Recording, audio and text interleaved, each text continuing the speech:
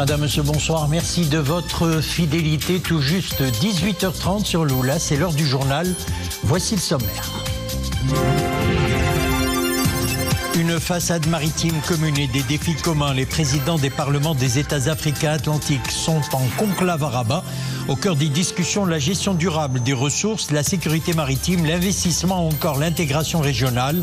Les parlementaires africains mettent en avant la vocation stratégique et multidimensionnelle de l'initiative atlantique de Sa Majesté le Roi pour faciliter l'accès des pays du Sahel à l'océan Atlantique.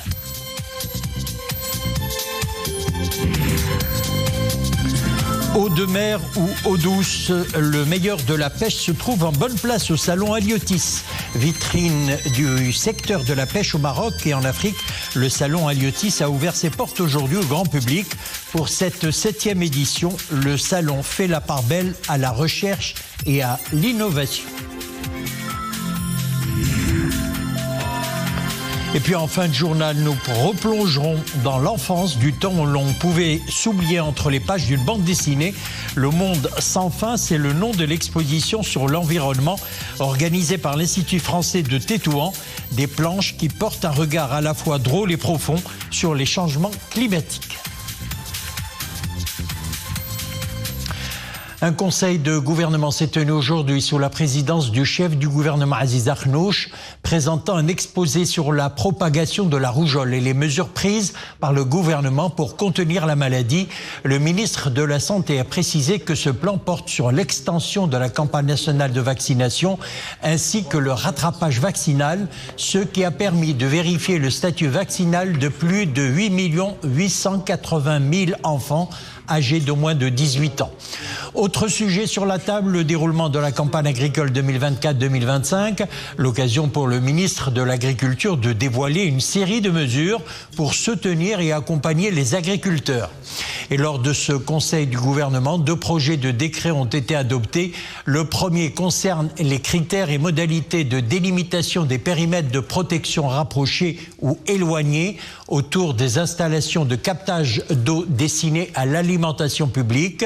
Le second décret porte sur les modalités et conditions de délimitation des périmètres de sauvegarde et d'interdiction, ainsi que les procédures de délivrance, d'autorisation et de concession à l'intérieur de ces zones. Promouvoir un réseau parlementaire pour une Afrique atlantique stable, intégrée et prospère, c'est le thème de la réunion des présidents des parlements des États africains atlantiques. La rencontre s'est ouverte aujourd'hui à Rabat avec la participation de plusieurs pays africains riverains de l'Atlantique. Le conclave s'inscrit dans le cadre du processus des États africains atlantiques lancé le 8 juin 2022 à Rabat sous l'impulsion de Sa Majesté le Roi Mohamed VI. Une initiative majeure pour transformer la façade atlantique africaine en un espace de synergie humaine, de complémentarité économique et de rayonnement international. Nadia El-Moudden, Fouad El-Harch, Nissi El-Hamdaoui. Les présidents des parlements des États africains atlantiques réunis en conclave en vue de promouvoir une meilleure coordination face à des défis communs, comme la gestion durable des ressources, la sécurité maritime, l'investissement ou encore l'intégration régionale. Autant d'objectifs autour desquels s'articule l'initiative atlantique, lancée par Sa Majesté le Roi Mohamed VI en novembre 2023. Toute une vision qui vise à favoriser l'accès des pays du Sahel à l'océan Atlantique sur la base d'un partenariat gagnant-gagnant. Nous devons saluer l'initiative de Sa Majesté Mohamed VI, le roi du Maroc, un grand visionnaire. Vous n'avez qu'à voir en combien de temps il a transformé ce pays, qui n'a rien envié à l'Europe. Et cette idée ingénieuse de parler de la façade de l'Atlantique qui réunit tous les pays riverains de l'Atlantique, c'est encore un effort de rassembler les efforts de tous les Africains dans ce qui a toujours été le plus cher dans la vision du roi Mohamed VI, de voir une Afrique unie, une Afrique qui se met ensemble et qui marche ensemble vers le développement. Et parce que l'Afrique doit faire confiance à l'Afrique, comme l'avait si bien souligné Sa Majesté le Roi, l'heure est aujourd'hui à l'encouragement des parlements du continent à devenir une force de proposition concrète. L'enjeu est de taille, faire de la façade atlantique africaine un espace de synergie humaine et de complémentarité économique.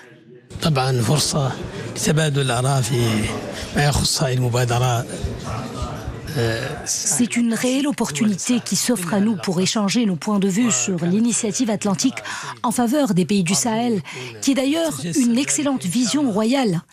J'espère que l'ensemble de son esprit prendra bientôt corps, afin d'asseoir une complémentarité entre les pays de la région, notamment dans le domaine économique, et pour la promotion de la paix.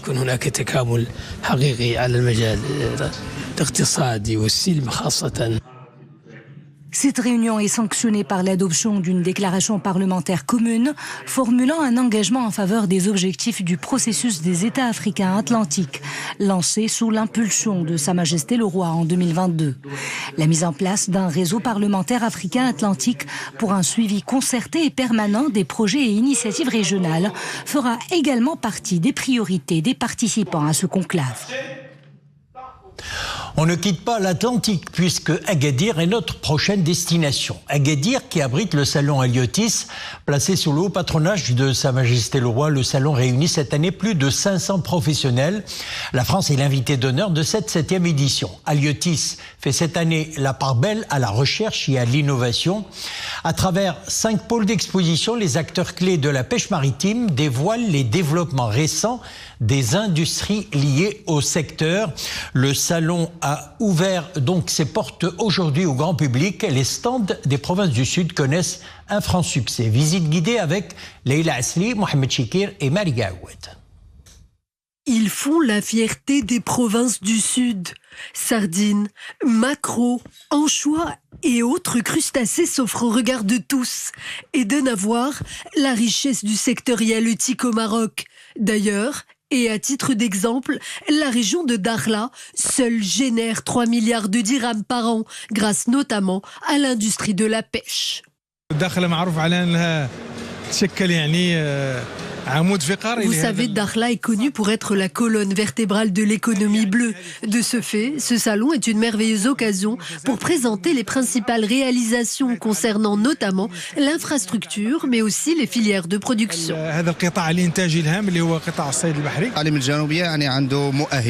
Le stand des provinces du Sud sert à exposer les atouts économiques de la région, notamment ceux relatifs à la pêche. L'idée est de mettre en avant la diversité des produits de la mer. Avec une production annuelle de 400 000 tonnes de poissons, soit près de 30% de la production annuelle, Dakhla, sous l'impulsion de Sa Majesté le Roi Mohamed VI, a su s'imposer en un véritable hub industriel et logistique. Doté de 40 unités de transformation, dont la plus grande d'Afrique du Nord, d'un port de commerce et d'une station d'épuration, Dakhla se réinvente toujours pour devenir le nouvel Eldorado du secteur halieutique. Si vous venez de visiter Dakhla, vous avez pu constater que la construction du port est en train de s'accélérer, tout comme l'unité d'aquaculture, elle-même dotée d'un centre de purification de l'eau. Placée sous le signe de l'innovation et du développement durable, cette 7e édition du salon Aliotis met en lumière les métiers de la mer, tout en sensibilisant les visiteurs à l'importance de la durabilité dans les secteurs halieutiques pour une économie bleue, inclusive, pilier d'un nouveau modèle de développement. Le salon Aliotis confirme une fois de plus le statut du Maroc en tant que vitrine continentale et régionale des métiers de la pêche et de l'aquaculture. Alors pour nous en parler, nous accueillons en duplex depuis Agadir Madame Karima El Boustani, commissaire générale du salon. Bonsoir.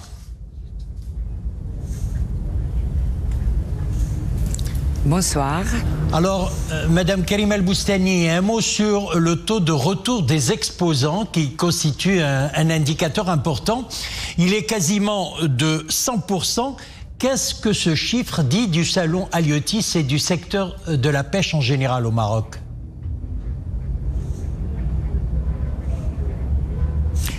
Bonsoir à tous. Je vous remercie pour l'intérêt que vous portez à notre salon Aliotis. Le taux de remplissage de cette année est quasiment de 100%. Il est exactement de 98%. Cela parle de la fidélité des exposants depuis notre première édition qui reviennent à chaque édition. Donc on est ravis. D'où cette 7e édition, elle est particulière parce que on a changé carrément la structure, l'architecture du salon pour pouvoir recevoir nos nouveaux exposants. En 2023, ils étaient de 337 exposants. Cette année, on en est à 523 exposants. Donc, on a 5 pôles, l'institutionnel, flotte et engin, valorisation et process, international. Et la nouveauté cette année, c'est le pôle aquaculture. On a un pavillon dédié entièrement à l'aquaculture. Alors, Aliotis arrive à fidéliser les pays participants tout en attirant de nouveaux pays. Alors, quels sont ces pays? Qui sont-ils? Alors, cette année, on a 5 nouveaux pays avec nous. On a l'Inde, qui participe pour la première fois, Sultanat Oman aussi, l'Arabie Saoudite, c'est une première pour eux, l'Angleterre et la Corée du Nord. Et en dernier, la Finlande. Donc ces pays, c'est la première fois qu'ils participent au salon Aliotis. Les autres ont déjà été avec nous dans les antérieures éditions. Alors, dans quelle mesure le fait de réunir dans ce salon tous les opérateurs du métier, toute activité confondue, va-t-il dynamiser davantage ce secteur ?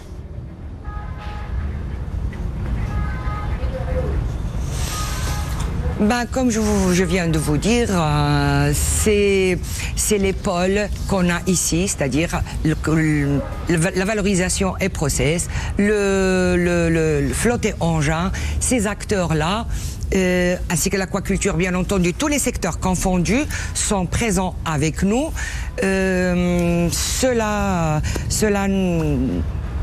Cela prouve que ce salon est une plateforme incontournable pour ces métiers-là, tous les métiers de la pêche et de l'aquaculture.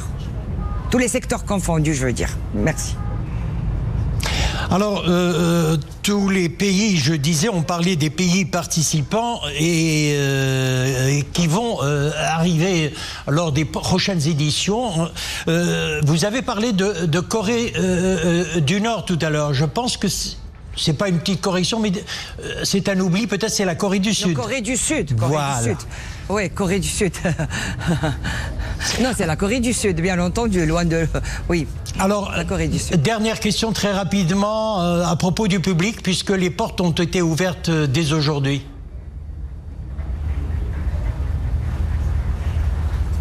Oui, effectivement, on a un taux de visite incroyable. Les visiteurs, les professionnels notamment du métier, qui sont vraiment curieux de venir visiter et échanger avec tous nos exposants.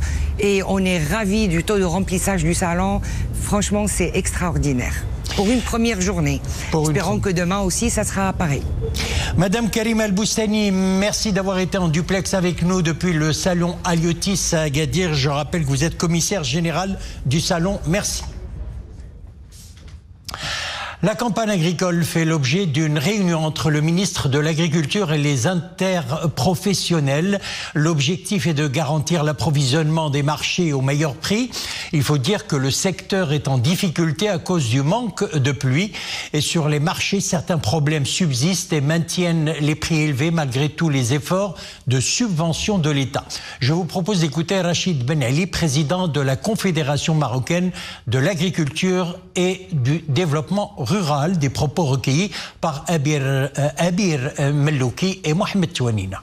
C'est la 7e année de sécheresse, une période très difficile, et c'est vraiment très difficile pour nous de supporter autant de facteurs. Malgré tous les efforts qui ont été faits par le gouvernement au niveau des subventions, au niveau des intrants et tout ça, malheureusement, on n'arrive pas à produire autant, et c'est tout à fait normal, parce qu'on n'a pas aussi, il y a un problème d'eau au niveau d'irrigation, on n'a pas accès à l'eau suffisamment, et donc tout ça, c'est des facteurs qui nous rendent, même avec la production qu'on a, sortie ferme, on a toujours à des prix très intéressants, très abordables.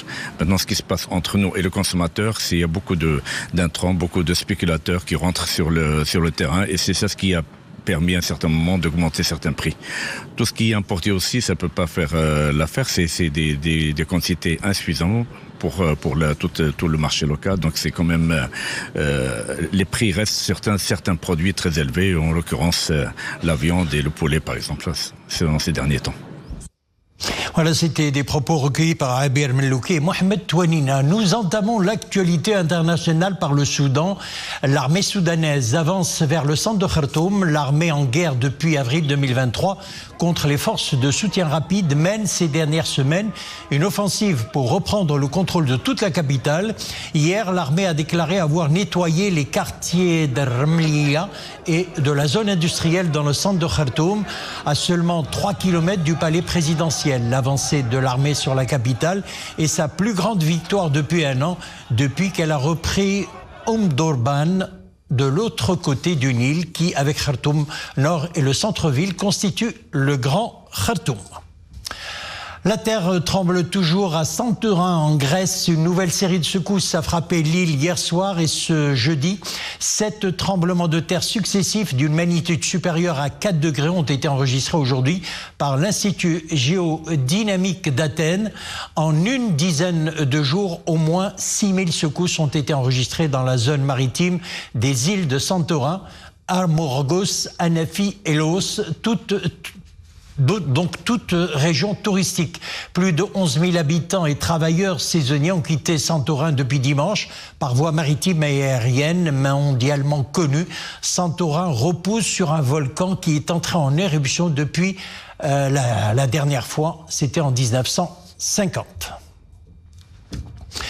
L'attractivité de la destination Maroc se renforce sur le marché britannique. La compagnie aérienne britannique Jet2 et son tour opérateur élargissent leur offre à destination du Maroc avec le lancement de 2 nouvelles lignes reliant Bournemouth à Agadir et Leeds-Bradford à Marrakech. La liaison avec Agadir sera inaugurée le 4 novembre 2025 à raison d'un vol par semaine. Chaque mardi, les nouveaux vols de Marrakech au départ de l'aéroport de Leeds-Bradford débuteront le 3 octobre 2025. Selon la compagnie britannique, ces nouvelles liaisons répondent à un engouement croissant pour les séjours balnéaires et les escapades urbaines au Maroc. Le tourisme est également porté par toutes ces prestigieuses rencontres sportives organisées au Royaume. Le golf, en l'occurrence, attire les amateurs de la petite balle blanche des 4 coins du monde. Sachez que les épreuves de la 49e édition du Trophée Hassan II de golf et de la 28e édition de la Coupe Leila Meriem se poursuivent au Royal Golf Dar es Salaam à Rabat. Le Trophée Hassan II de golf connaît cette année la participation de 66 champions parmi les meilleurs du monde. Pour la Coupe Leila Meriem, 5 joueuses marocaines prennent part à la compétition. On retrouve notamment la championne Inès Elkhlelch qui a porté haut les couleurs du Maroc au JO de Paris 2024. Et en marge des compétitions, une convention de coopération a été signée aujourd'hui entre la Fédération royale marocaine de golf et l'Agence marocaine d'antidopage. Un programme antidopage annuel sera mis à profit de la fédération à travers des actions d'éducation et de sensibilisation, des missions de contrôle antidopage et hors compétition, en plus de la gestion des résultats et des autorisations à des fins thérapeutiques.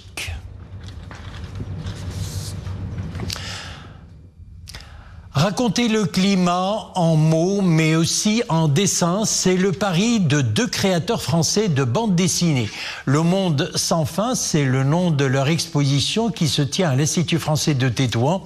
Le public est transporté dans un monde fantaisiste, un monde qui se pose des questions fondamentales sur l'énergie, le climat et l'avenir de la planète. C'est un reportage de Abdel Ali Gnouni, Fenna Shakil Alaoui, Dominique Orlando.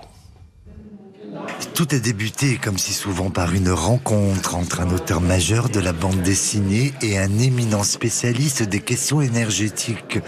Le fruit de cette collaboration a conduit en 2021 à la publication de cet ouvrage de 120 pages, intitulé « Le monde sans fin » et dont on peut apprécier chacune des planches, ici lors de cette exposition. C'est une exposition qui s'inspire d'une bande dessinée qui a eu un très très grand succès en France et partout dans le monde et qui présente l'histoire de l'énergie, l'utilisation de l'énergie par l'homme et la surutilisation de l'énergie qui fait qu'aujourd'hui il y a des problèmes climatiques et elle finit en essayant de proposer des solutions pour permettre à la situation de s'améliorer dans les années à venir. Véritable outil culturel et éducatif, en particulier pour les jeunes, la bande dessinée permet de susciter des réflexions sur des enjeux contemporains majeurs. Elle peut donc éduquer, divertir et surtout susciter la réflexion.